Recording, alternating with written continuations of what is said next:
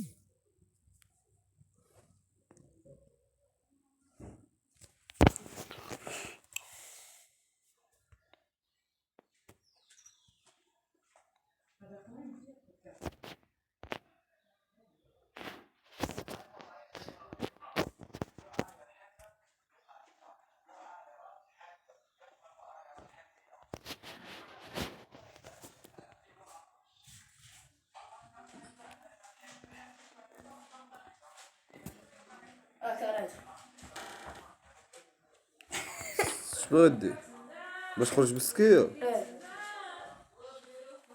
شوية جبارية باغا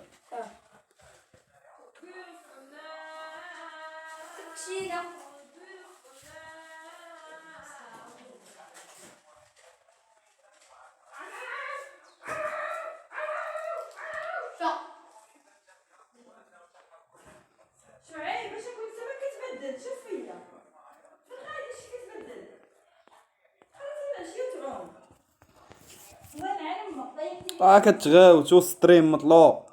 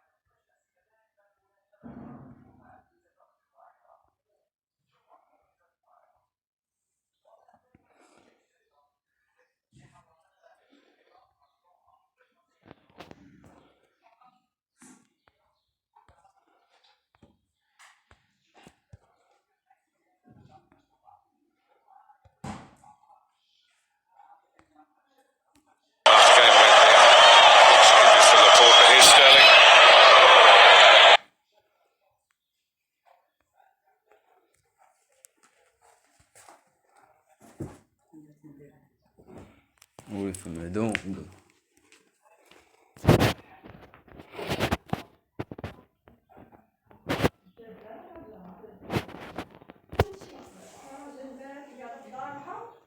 وشد اليوتيوب والدائرة كدور عند حفيظة الدائرة كدور فراس سيدي بنور كله سيدي بنور كله عنده ويفنا. Manchester City sending out just the right kind of message at the start of a new year.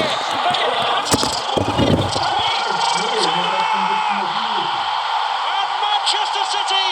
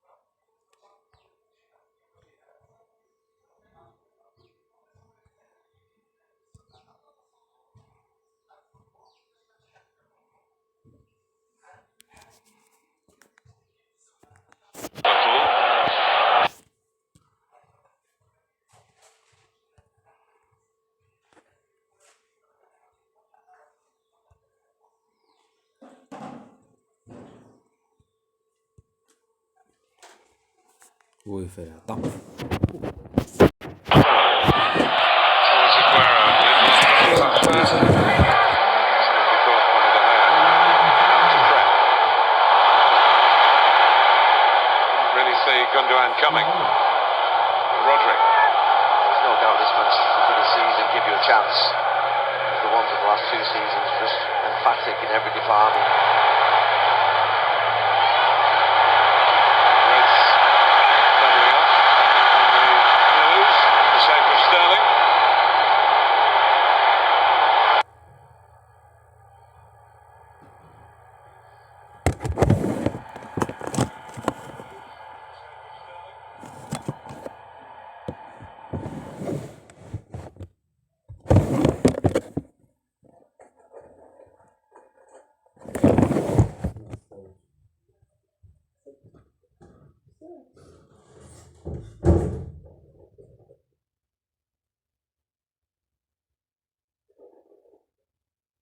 Oui, il fait mes dos.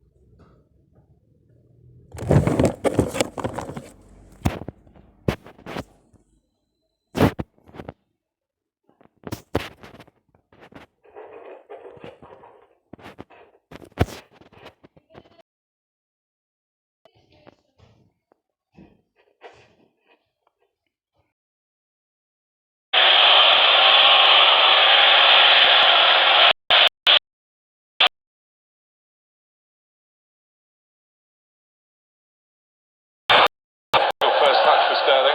He did well with the second one.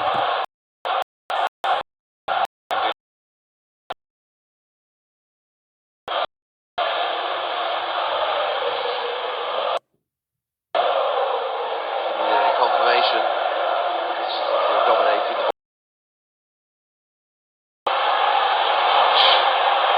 Come into a challenge. Gundogan. Now by Shaw. Matic. Now with a chance to break through Martial, but Bruno Fernandes under-hit the pass. Yeah, that's what United are looking for. That first pass from Matic out just to beat the press of City, and then Bruno Fernandes to connect with James and Martial. He's constantly letting down there. 54 in terms of wins in all competitions. 63-47 in the league. To fifth Premier League.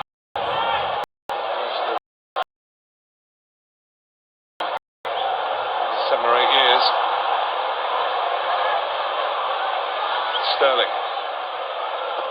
Zinchenko, it's a clever pass. Rodri. Picked in by Zinchenko. Quite sure what Harry Maguire was going to do is the same what actually happened. It seemed to just trap it between his legs, but the ball didn't bounce away, which was fortunate for the England man. And the recently appointed Manchester United captain. And it's just urged his teammates to get on the ball and play.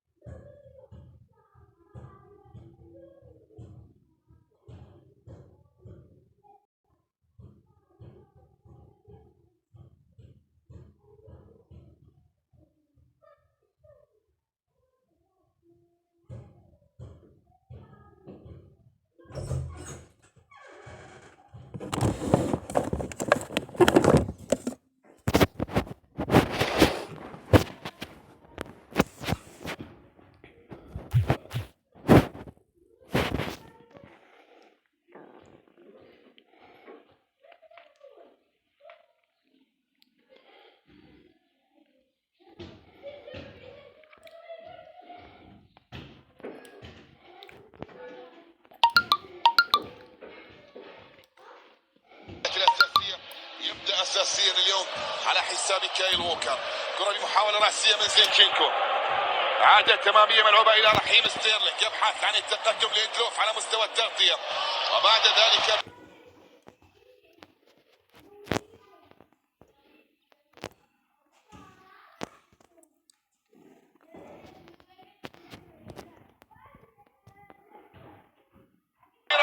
وبطاقة صفراء تأتي على البرازيلي فريد مايكتن، الرجل الذي يعلن عن خطأ لمصلحة مانشستر سيتي في منطقة جزائه.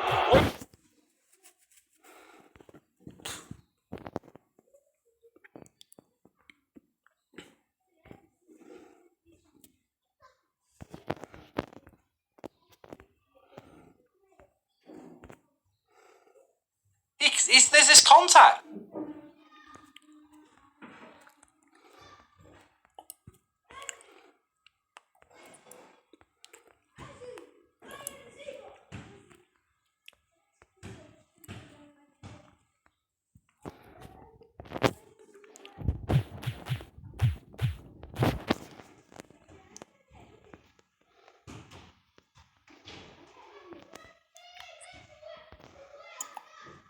It's hard to do. I think it's really hard for players. I almost think like they can't win in certain situations because to be branded a diver or a cheat or to have that it's not a nice tag to have if you are perceived to go down. But then the flip side of that is if you don't go down and your team doesn't get a penalty when there's contact, you can get criticised from your own sets of fans for not winning a penalty. It's very difficult, isn't it? Yeah, you almost get told you're being too honest, basically.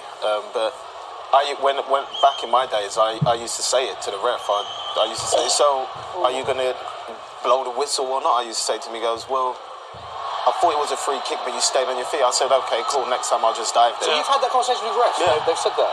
Wow. With Mike D? No, I don't. No names. Never.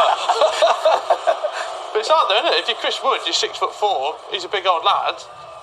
He can probably take the contact a bit more. Will, you're a big lad. Have you had this playing at your level? See, I'm a tall lad, but I'm not a big lad, Smithy. That's the Yeah, common it's true. misconception. Did you If see I get touched, I do go down. Did you see it? Go on, Sean. Did you see the Woods situation? Did you Yeah. see it? What does the ref see? Oh, straight pass. That's what I want to know. Yeah. What was his reason for not giving a penalty? That's what I mean, And what isn't it? was the reason for VAR not to flag it up in the But system? that's a Because good nobody question. knows. Yeah. Because you can see he doesn't touch the ball. Yeah. And there's nowhere else he can go apart from through the guy. So if that happens in the middle of the park, it's a free kick Yeah, and it's not in Wood's nature probably. to dive. Yeah, to dive. So he's. I think the referee should be mic'd up. Do you? Like the NFL, yeah, I do. Do you really? Yeah. I do, because I also think they should have to do interviews after a game, the same Explain as the manager. team. Yeah, the same as managers have to. I think the can agree referee with should that. have to. I know it's not an with easy that. job. No. Like, I'm not doubting that, but you know, it's like Sean just said, like, when do they decide when they go to VAR and when Yeah, don't they? yeah. How do decisions, like we looked at the two high-profile red cards, Heung-min Son against Chelsea, I believe, and then the Harry Maguire one also against Chelsea, which was, if you actually look at them split screen, they're very similar motions. Yeah. And VAR looks at both. One's a red card, one isn't. Do you think that's what's frustrating fans? Is that I think there is a level of understanding with inconsistency when it's a ref's opinion, because every referee in the heat at the moment might get a decision wrong because Yeah. it's a tough job. But when it goes to VAR and you still have that inconsistency, is that a concern? Well, we saw Chelsea Man United the other week, like the fans were leaving in the 70th minute and then Giroud scored and it was actually offside, but the fans were so frustrated at that point because there'd already been about 3 VARs that had gone for or against them. You know, it's VAR, I'm all for VAR if it helps the game. Yeah. You know, because sometimes, you know, I think one of the best things that was ever brought in was goal line technology. Yes. Yeah. You know, that was a fantastic Yeah. thing. The buzzer goes off, it goes over. There's no inconsistency yeah, there, right? It's yeah. quick. But, you know, one thing that was for sure is in the Women's World Cup, we were used as guinea pigs for VAR because it Yeah. ruined our tournament. Like, literally, they were making decisions during the tournament. They were changing decisions during the tournament because we saw goalkeepers getting carded for coming off their line and then might have had a red card for coming off their line. So, you know, I just think that there needs to be some consistency with the VAR. Yeah. It was even like yesterday in Southampton, he got both decisions right, but he looked for the Gineppo red card, he goes and looks at the screen, and then he gives a penalty for Southampton, but he doesn't look at the screen. And it's just like, even Hassan Horton was asking him to check the screen, because it was implemented so good in the 2018 World Cup, wasn't it? See, I think that's an interesting point you make, because when we had VAR in the World Cup, a lot of people, I would say the majority of people were pro VAR than against it because of how it was. And I was a big fan of it. I just think it's how it's been implemented in the Premier League this season hasn't been quite right. And I think, on that note, there's the half-time whistle. We'll get back into VAR. At half-time, it is 1-0 to Man United against Man City at Old Trafford. The camera's focusing on Edison. As we said, probably feels like he should have done better with that goal. Lovely little dinked pass from Bruno Fernandes. Back of the net, Anthony Martial, great finish.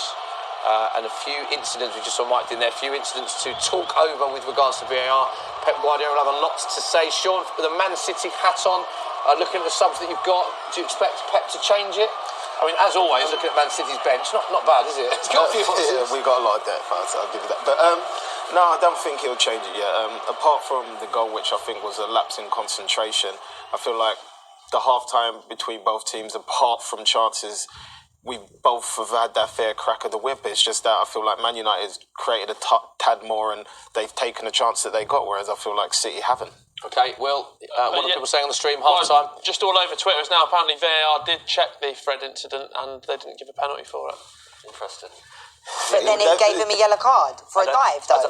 Yeah, that's the thing. That's I don't know weird. if you. They I don't would know look if at it you're 'cause allowed to overturn yellow cards. You can overturn red cards, can't you? But I just don't know if that's like a possibility. Yeah, VAR, VAR will like look at serious those enough. decisions, and they have until the break of play to look at those decisions. So it's the ref's call to give the booking, but VAR would have said whether they thought it was enough to overturn. And don't forget as well, when it's an overturning a decision, it has to be a clear and obvious error by the referee for a decision. But that to was be a clear, overturned. obvious error, You think in it's my as simple opinion. as that for you? Yeah, I mean, he's got to be sure that it's a dive to give a yellow card because, like Sean said, this is now maybe Fred might end up getting sent off because Fred's the kind of player that likes to get his foot in. You know, he is a bit late sometimes, so that could completely change the way Fred plays the rest of the game. The one thing I'll say as well, because I did the VAR course at the start of the season, that the message that we were told is that they don't want to be seen to re-referee the game, and that the whole clear and obvious was if there has to be a clear and obvious error for something to be overturned. But do you think with something like that, Sean, that are you in agreement with Leanne that was a penalty? It was a clear and obvious error? Yeah, I hate to say it, but if you watch it in slow motion, as I imagine they are doing,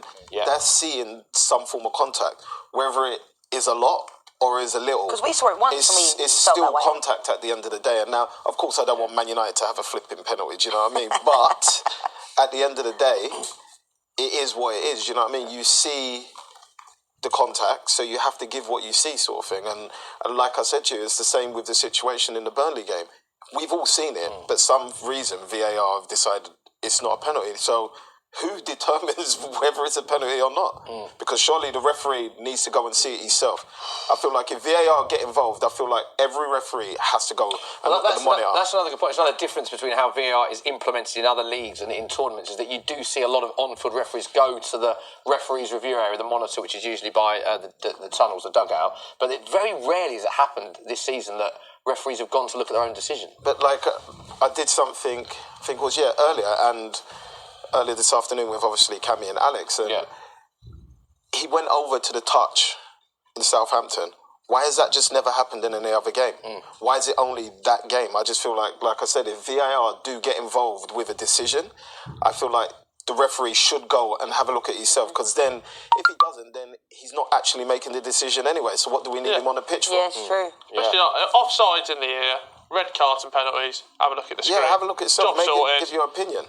There we go. Yeah, I want to pick up on the point you made earlier about you said the Women's World Cup, guinea pigs, and it's very frustrating. You've spoken to a lot of players and teammates. Do most people, are they against VAR, players that you've spoken to in the men's, women's game, pundits? Is it because I remember Declan Rice saying that, alluding to the fact that all the players are sort of against it, which is obviously a big statement. But do you think that is the case? A lot of players are frustrated with it. I think frustration. I don't think everybody's against it. I mean, I've not spoken to everyone in the world, but I don't know. But at the same time, you know, Can you, unfortunately, I'll do that by the next show. You need, But a yeah, lot frustrated with it. Yeah, because the thing is, like I said, at the Women's World Cup, it literally ruined the tournament. But one thing I don't like about VAR is that when players score, like in the Women's World Cup, what we saw Ellen White score a goal and she didn't even feel like she could celebrate. Looking at the lino, and there was sometimes the goals were given and you're celebrating like a delayed reaction. Then it's not the same. There's nothing better. It's the same as when players get carded for taking off their shirt and things like that and celebrating with the fans. Yeah. That is why we watch the game. We watch the game to see the celebrations. You know, we watch the game to see the fans with the players. It's such a great time. I feel like that's getting lost in the game because people are too concerned about, is it a goal, isn't it a goal? But like, you said you went on the VAR course at the beginning. the season. Yeah, stop your car. Do you feel like it's transparent? Like, do you feel like the stuff they said to you on that course is like what you're seeing, or do you still have question marks? It's an interesting question, actually, because it was at the start of the season, so when people asked what they think of VAR, I think it was such an early stage that people didn't know whether or not it would be successful. The one thing they did say is I think it will take time for it to become, effective 100%, for everyone to be in tune with it. And I think the biggest issue for me is how certain bits of it are implemented. Like, for instance, the offsides now, calibrating the lines. It can't be calibrated to, I think, 100% accurate level because of the frame rate of when they pause it. And when you're giving someone offside for millimetres and it's not that accurate. And I think one of the biggest issues for me as a fan going to the games is also the fans not knowing what's going on in the screen. So I'm not against VAR, and having been on the course, there was a lot of things that they looked at, and that they give you the stats of how VAR will get more decisions right than wrong. And there's a lot of decisions that they will get right because there are ones that are, factually right or wrong. So they will get a lot of things right. I just think that they need to improve the communication in the stadium is a big thing for me. And they need to work out. I mean, the lines for offside is something I think needs to be looked at as well. I just think there's a lot they need to iron out with it personally. I'm not actually against it. I just think how it's been implemented hasn't been brilliant this season. I think maybe they should get all the managers together in the Premier League. I just feel like the players and the managers that are representing the club should be involved in the ruling of how VAR is used. So then everybody has an understanding. Nobody can get it wrong. You know what is what. But right now, even players don't know when it's going to be used. That's why they ask for it. Especially like Stockley Park. Why couldn't you get ex-professionals down there? I'm not saying to referee the game, but there's like an assistant VAR down there, like people that played the game, because a lot of it's just common sense and people that are playing the game. Agree. But I totally agree. There's a lot of ignorance from was it the PGMLO? Smithy? Yeah. People that look after it. Like the times to implement change. Like everyone should be looking at the screens from the start of the season, and that didn't come in until about 3 weeks ago. And what we're in now, March. It's just very slow to change. There we go. Sport Championship club. We're gonna, no VAR in the Championship, of course. League in the world. Right, it's a great league. It is a good league. Right, we'll continue our VAR discussion. It is at the halfway point. Man United 1, Man City 0. But there was a game earlier. We can give you some reaction to Chelsea's victory against Everton. Emphatic victory, should I say. 4-0 winners. Goals from Mount, Pedro, Willian and Giroud. 3 of those 4 players out of contract in the summer. And a man-of-the-match performance. We spoke about Billy Gilmour earlier on in the show, and another man-of-the-match performance, only 18 years of age. So what a week it's been for Billy. Big win for Chelsea. And there he is there, Billy Gilmour. And we can get some reaction now from the Chelsea camp after that result. Billy, Ollie, first of all, huge congratulations in what looked like quite a comfortable performance. Can you assess it for us, Ollie? Well, we started very well the game with our best strength since a couple of games, strong team character with better confidence, and we've been, if I can say, killer in the box, we scored early in the game, and 2-0 at half-time. We needed to carry on to put the game to bed, and that's what we've done. It's another clean sheet. And another one for the little boy. Yeah. Speaking of which, Billy, quite a week for you, really. First Liverpool, now Everton. Your first Premier League start as well. What was it like for you? Yeah, it was amazing. Dream come true to make my full debut in the Premier League. But most of all, getting the 3 points and carrying on winning. And hopefully we continue that in the way forward. When did you find out you were starting today? This morning, just before the game, we do a meeting and get told the team. So, yeah. Was he nervous? He knew before the game, the day before the game. Oh, okay, he's done very well again today, and he's got already for 18 years old, young player, he's got a great maturity, and he also listening to the advice. So yeah, he's got a nice future in front of him if he stays like that. Frank, I'm not really sure where to start. For you, what was the best part of that performance? It's collective, isn't it? Because when you pick a midfield like we picked, particularly that area with youth and players that are very forward-thinking as the 2 8s in our team, you kind of do worry about the defensive nature of the game, but we were spot on every part of our game, not just the midfield three, but the team, the attitude, the focus. And to be honest, we played like that a fair bit at home this year, but what we haven't done when we've been playing like that is score goals. We haven't had that last bit, which is the unpredictable bit, which is the hard bit to sometimes put your finger on, a bit of quality. Today we had it, but the overall performance is brilliant. What about a clean sheet as well, back-to-back clean sheets? Is that important for you? Yeah, it really is, of course, because we haven't had enough of those this season. Sometimes you're searching for the right recipe to get you those clean sheets, and that's a problem in itself because it's not clear in front of you, and that's something where you need individuals there to put in performances that say you can't drop me because I'm part of the good stuff. And it's not just a back four and a goalkeeper, it's a team thing. The work rate from our team today, the pressing from midfield, Mason and Ross in the first half and Billy, the front players, when you think about Pedro's run, he starts his run from almost in his own half. That's just desire to run, and I thought we had it all over the pitch. Carlo, first of all, just your assessment of that match. Where did it go wrong for you? What did go wrong? Everything was wrong. From the first minute until the end, I think that we were not in the game. We were slow. We were we were not compact, and so it's difficult to say something because everything was wrong today. So we have to be focused, to try to analyze the game, what we did wrong, and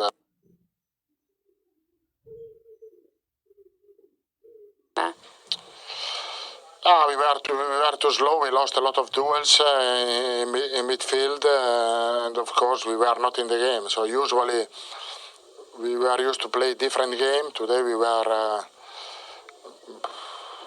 not good enough. That is, we don't have to say a lot of things. Was there enough fight from your team, and if not, why not? No, we didn't fight. Of course, we lost a lot of duels, as I said. So everything was wrong today. The strategy was wrong, the fighting spirit, the attitude. So we have to look forward for another game that will be difficult, but it can give us motivation, and because it's a derby, and try to do our best. How do you motivate your team moving forward to not repeat something like that? No, I think every one of us has to take our own responsibility and try to do better. Carlo, thank you very much. Sean, a big win for one of your former clubs this morning. I called 2-0 before the start of the game, and I think the way it panned out, they played really, really well after watching it. Created a lot of chances, and I was really happy for obviously Billy and definitely Giroud. Any reaction to the Chelsea game on socials, Will? Yeah, I mean, lots of people just waxing lyrical about Billy Gilmour, getting the T-shirts printed and... getting T-shirts already, wow. I'll get them done, actually. Ballon d'Or winner and future England captain, I think we can all agree. We don't hype him up too much. Said England. Yeah. Scotland. Scotland, yeah. Scotland, yeah. We wouldn't mind it, though. I'll take it. Get it ticking. Good midfield options Scotland have got, you know. Him and Scott McSauce in the middle. Scott Going to be winning Euros John with that. McGinn, Billy Gilmour, got a few options. Chelsea, do you think they're confident top four now? They've beaten Spurs, but a few good results, haven't they? Everton, Tottenham, they've come through that tricky period. I was confident at the start of the season. I'm still confident now, but still think there's a bit of work to be done. There's a Sheffield United and Wolves are my ones to be next in that position. So to keep them at bay, they have to literally win, possibly, I think, majority of their games left to go. So there's still a lot of work to be done, but after seeing them out the last two games, I think they got whatever it takes to do it. I think they can do it. Leanne, race for top four, how do you see it unfolding as a United fan? You still think you're in with that? Don't as forget, long as they're fifth in could there, be... I don't care. Nah. To be honest, top four seemed really far away about 6 months ago. But it seemed, and no one would have ever dreamed that Sheffield United and Wolves would have been in there. And, Burnley, you got Palace in about 10th position. It looks crazy, the top 10. But as long as Man United are in there, that's all that really matters to me. Because we need Champions League football. But then at the same time, teams keep getting into the Champions League year after year, but they're not having the quality to I want to make Champions League, but I don't want to just make the Champions League just to get money. I want us to get there and be able to compete. Yeah. And I think sometimes that's getting a bit lost in football now. People are like, we need to make the top four. Yeah. And really, Arsenal did it for years. They get in there and they just don't have the quality, neither did we. So it's all about money. But, so I think Leicester, obviously, City, Liverpool, Chelsea. Tottenham. But I'm hoping... Tottenham. Well, the Mourinho effect. There we go. On that note, we can give you live pictures. These are scenes at Old Trafford. Pep into the away team dugout, of course. We'll let you know if there's any changes. We're looking at the table just then as well. Up to 5th Man United. As things stand, of course, if they get all 3 points today, currently winning 1-0. And of course, 5th could be good enough, Mikey, for Champions League football. Yeah, if UEFA upholds its decisions or whatever. Haven't really looked that much. Obviously, it was big news, wasn't it, a few weeks ago. I haven't really followed it since then, to be honest. So it can't really shed much light on what's happened since. Obviously, they're going to take it to an appeal. Yeah. But I think a 1-year ban for sure will probably stand, whether they get it suspended or whatever. But I think it would be unwise to suddenly see as Champions League football at this point. I think it's going to be too late in the season before we know that can be a way into the Champions League. So, to be honest, I think if you're chasing Champions League places, you've just got to go for top 4. It's as simple as that, really. And if you finish 5th in it and it happens to be a Champions League place, then that's fine. But yeah, I probably would personally back Chelsea. I'd love to see United go on a run towards the end of the season and find some consistency, like we have been threatening to recently. And get in that position, but considering Chelsea's injuries at the moment and the fact they still have been able to kind of carve out results like the one today. Obviously, they lost against United a couple of weeks ago, but I just think they're the strongest. They're the strongest there for sure. I think that midfield, the fact that they've dealt with so many injuries in the midfield, and someone like Billy Gilmour coming in and staking a claim ahead of something like you were saying, you start him over Jorginho. I think that just goes to show actually that, having brought through a lot of youth players this year, their depth is a lot stronger than I think a lot of people thought. And a lot of players have got up to speed really quickly as well. Especially someone like Reece James, who's just you would just start. I would just start him every game. I think Chelsea. If I was a betting man, I'd go with Chelsea, to be honest. Yeah, I think I agree with you there. I think Chelsea will be finishing in that 4th spot. On the Man City, it's currently with the Court of Arbitration of Sport, of course, the appeal process.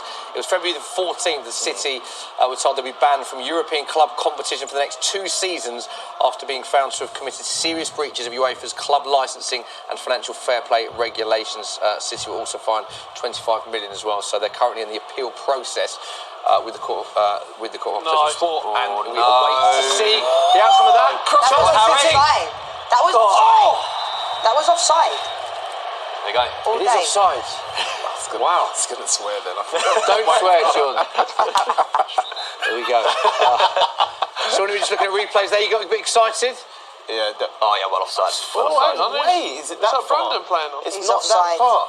He's offside. So what's happened? We'll look at it though. He's offside. I like. Oh! Tell you what. So what's happening? The ball is in the back of the net. This is what's happened, Sean. Sergio Aguero's put the ball in the back of the net, which would have made it 1-0. The line.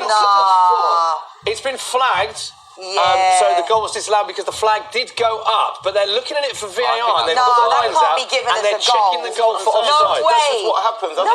Because the Man United players stopped.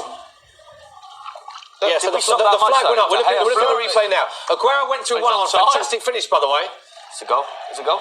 Offside. Is he offside? He's offside. But VAR have looked at it, checking it, and it's offside. So, Leanne, your argument there was that United players stopped. Well, so it would have been unfair if it had been given. Harry Maguire looked like he was carrying on, but David De Gea looked like he kind of... Oh my God! So nearly 2 penalty! Wait. Sean, can you just begin to explain what happened at Edison, Sean? After the first goal, can you begin to explain what happened? For those who didn't see, can you tell us what happened, please? I know one thing, he's got a quick 3-yard burst, hasn't he? Because his reaction was pretty good there, but I just think it's a lapse of concentration. He's taken his eye off the ball to look where he's playing the ball next, and I think... This is the replay, so talk us through this, talk us through it. Look, he's looking around, look. It's just hands up to his foot, you know what I mean? He's looking where he's going to next instead of doing it ahead of the time, and I think he just got caught out. It's passed back to him. Let's just reiterate, he's about 3 yards from his goal line. This isn't the edge of the box. He's about 3 yards from his goal line. He's miscontrolled it. The ball is going into the back of the net, following a poor touch from Edison. 3-yard burst. But the burst, he just gets there before Martial. And I think it's the impact of Martial on the post that does that. But that is as close to a goal as we've seen. And it comes a minute after, just to reiterate all that's happened, Aguero through 1-on-1, fantastic finish. It was flagged, offside, disallowed. VAR looked at it because it was very close, but it was the correct decision. No goal, straight down the other end. That would have been 1-1, of course. Man United nearly extending their lead. So If you went for half-time pie and you've only just come out, you're missing a lot of action. It's like a millimetre, no? It was tight. That was very tight. Yeah, That was very offside. tight. Yeah. Well, the thing is, we didn't see it from the other angle. Because when I first saw it, I called it, didn't I? I said that's offside. But then, when we saw the replay, it looked like it could have been onside because you didn't see it from the other side, angle. the surge side. So I don't know what they saw. Like, It's really. I'm glad they didn't give it. But what you were saying about how it carried on, would they have just given that as a goal? Because it looked like everybody just stopped. Yeah, they would have given a goal, basically. Yes. So I guess you just got to keep going until. Well, it's an interesting point. If the referee had blown before the ball hit the back of the net, it would have, the original on-field decision would have stood, which is like we saw with Aston Villa. Do you remember the Aston Villa goal at the start of the season? Thank you. Which was the wrong decision, but because the referee blown the whistle, it didn't count. Yeah. So it would have depended. Oh yeah, I remember that now. But the referee blew after the ball was over the line. So that means if when they looked at VAR and if it was deemed to be onside, the goal would have stood because the ref blew after the ball hit the back of the net. Okay. So it would have stood. We're talking about the millimetres. If VAR had adjourned it to be onside, we're looking at it now, the goal would have stood, sure. See, he's giving it for a arm. This is what I mean. How can, that's in your run. So basically, he has to run like this. Yeah. I think it should always be the foot. It should always be the foot. It would have been done from the shoulder. It would have been the arm. So it would have been done on the shoulder. I thought that part, it was only counted if that's the part of the body you use to score the goal. Go on. I think it should always be the foot. One time they gave an armpit was offside. This is the debate that's rumbling now. It's interesting to read Arsene Wenger's thoughts on it a few months ago. Actually, chance for Manu? Ooh, I thought he was going to. He does love to shoot from distance, doesn't he? Great start to the second half. Thank you very much. Well, Mike, you don't see your coffee, mate. He's back in the back show now. It's got to go! Let it go. It's weird to see City playing on the break this half. City's bench, though, isn't it? Yeah, go on. Read out the bench, Will, for Man David City. Silva, Riyad Mahrez, Kyle Walker even to come on, Eric Garcia, Vladimir Bravo. I can see Jesus coming on. I think our bench is better. Go on, Leanne. Read out Man United's bench. Eric Bailly, Juan Mata, Igalo, Mason Greenwood, Scott McTominay, and Gina Zabi. It's not a bad bench, that is it? It's better than we've had. Options. I was going to say this last couple of months. Yeah, but it's not. Yeah, you're right. It's not City quality. It's not City quality. I like Mason Greenwood. I'm a big fan of his thing. Yeah, I like so him. much potential with that as well. I like him. But I don't know why we don't play him as much. The conversation we had before the game as well. If he's your most prolific scorer at the time, you got to play him. I feel like. I agree. Especially with Rashford out. Yeah. I agree. Yeah, I mean, finishing ability alone, he's pretty much better than anyone in the current squad. But it must be frustrating for him as well, because he sees probably the way that the Chelsea players are getting to play, the young boys, and it's it must be frustrating for him because he gets a little run of a play and then he gets benched again and then he goes back in again. And would it be as frustrating because he's such a young player then? Do you think he knows that's part of his development, or is it, as obviously you both play at the highest level, is it a simple case of if you're playing well, you deserve to start? Is that what he'll be thinking? I mean, Stanley. I think so. I think he deserves to play. I think he'd want to play. I think he'd probably... Because how do you know?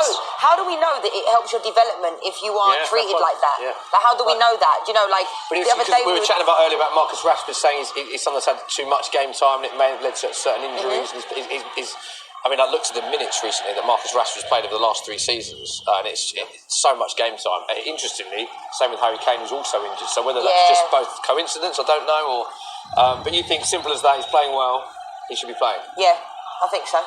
Okay. One person we haven't spoken much about, Mike, I want to get your take on is Anthony Martial, the goal scorer. We haven't mentioned him loads on the show today. 16 goals this season, his best return for United since scoring 17 in his first campaign.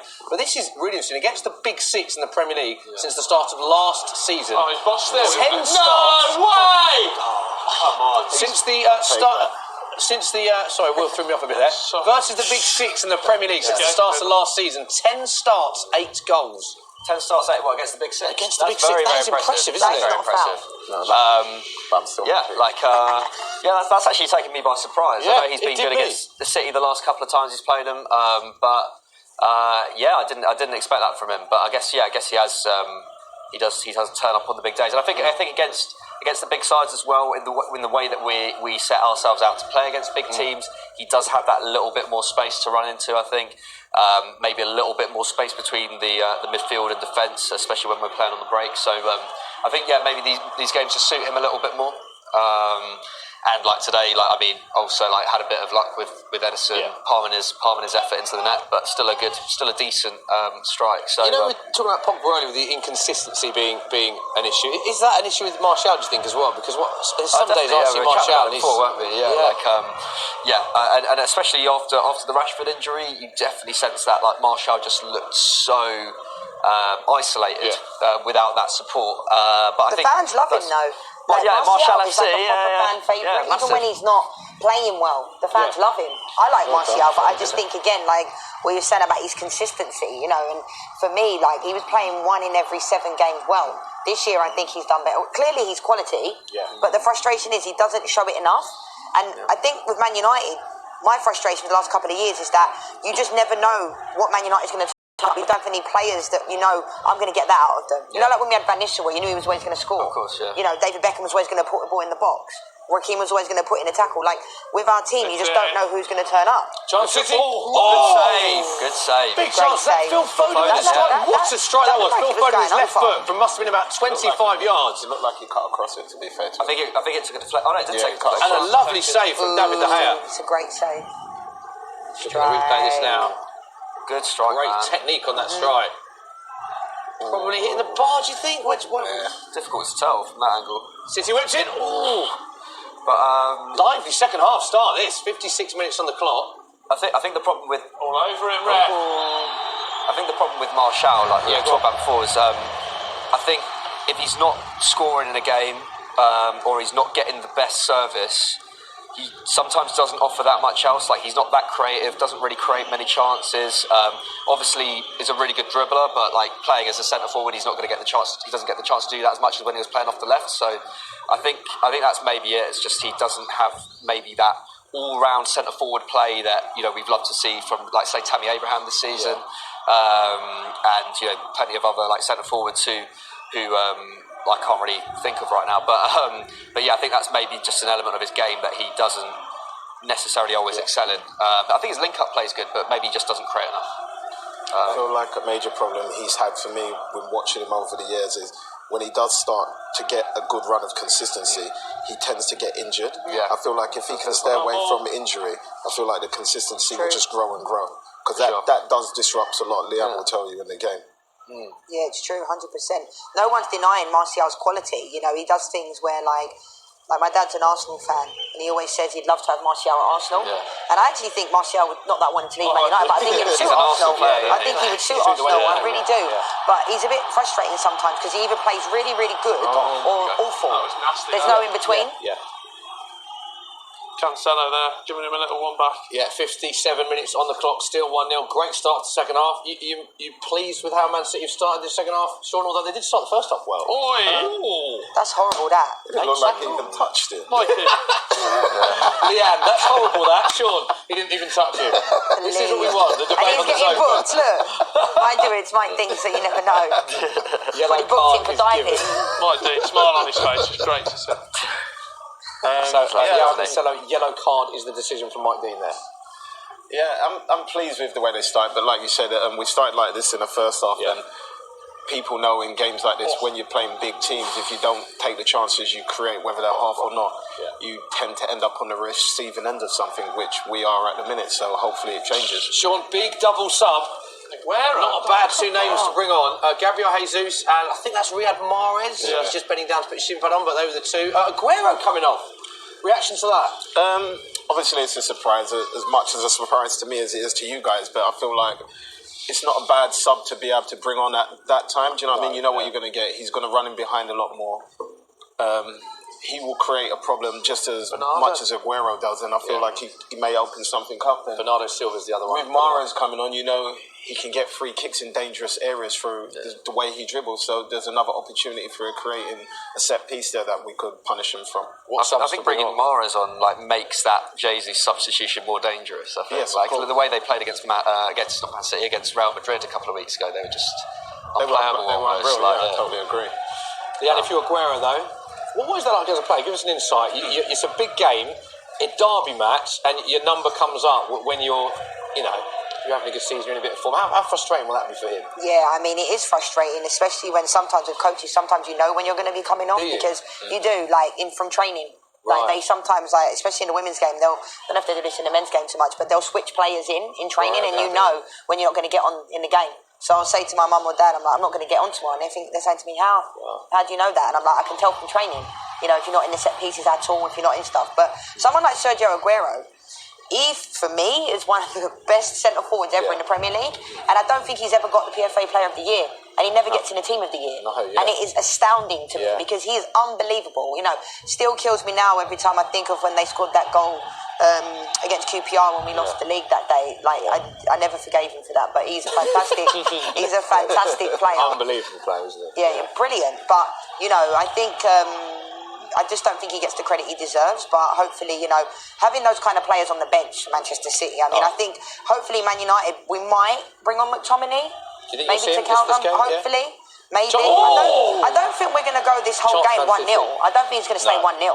I think if we continue like this, I think City will score. Yeah, they nearly did. Then actually corner whipped in, headed narrowly over the bar. It's worth pointing out actually as well, we did just see shots of Aguero. He was having his part of his leg iced, so whether or strapped. So whether or not it was a slight injury, and Pep's thinking he wants players at 100% fitness on. And of course, Gabriel Jesus is not a bad option to bring off the bench as well. Will, you look like you are deep in thoughts, looking at questions. Just give a reminder to people how they can get in touch with those joining us in the second half, and let's take some questions. Just deciding what to have for tea tonight. No, if you want to get involved at TFS, at Football Daily, at Soccer AM, just checking up on Twitter from the Fred incident earlier. So one of the sources, one of the broadcasters there said, Premier League rep on Old Trafford said that Fred wasn't a penalty because it was checked in the immediacy. It wasn't checked in the immediacy of the continuation. Do you want to start this again, Will? Yeah, sorry, I can't undo it. That's cleared that up, isn't it? Yeah. Good job you're not doing VAR. I know, yeah. I actually have got a degree, which is math. Okay, Will, over to you. It wasn't checked initially. They did check it, but they said there wasn't enough contact. Right. That's what I was trying to say. There we go. So that's Stockley Still, Park. why did he get a yellow card? The dimes though. I'm not Stockley Park, Sean. I'm not Andre Mariner. I'm happy he got booked, but I'm just saying like it. Got away with that. Got away with that. Come on, Danny. Go on, Will. Any other reaction? Go on. Go on. Get in the box. Get in the box. For United. Good defending. 9 attempts in the game for Man United, just 3 for Man City in this derby. They need to up that 4 on target on your screen now. Only 2 for Man City. The score does remain 1-0 to Man United. Get your questions in, Will. Yes, lots of people speaking about Greenwood as well. Obviously, City have rolled the dice, but United may be looking to do that to consolidate this 1-0. Kashanga says, I think Solskjaer is handling Greenwood's play time well. We don't need to overplay him and make him injury prone like a Jack Wilshere. Jack Wilshere's a very extreme case, isn't it? Yeah. But yeah. Well, actually, I was going to ask you, Leanne, because obviously you came through at a really young age as well, and you played a lot of football for Arsenal at a young age. Like, does having that experience?